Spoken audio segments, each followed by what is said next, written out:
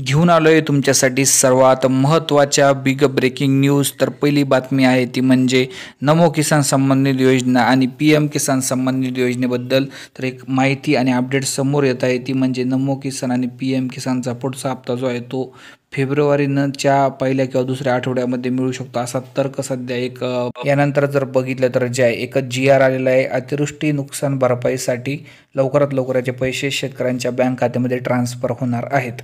यानंतर पुढची महत्त्वाची बातमी, तुरीला सध्या राज्यामध्ये बाजारभाव जर बघितला तर 6 ते 7 हजारच्याच रेंजमध्ये बाजारभाव जे या ठिकाणी आपल्याला तुरीला पाहायला मिळत आहे. यानंतर जर बघितलं तर सोयाबीनचे बाजारभाव बघा, सोयाबीनला राज्यामध्ये 3800 पासून 4200 पर्यंत मार्केट सध्या जे आहे सोयाबीनला या ठिकाणी जे आपल्याला नक्कीच पाहायला मिळत आहे.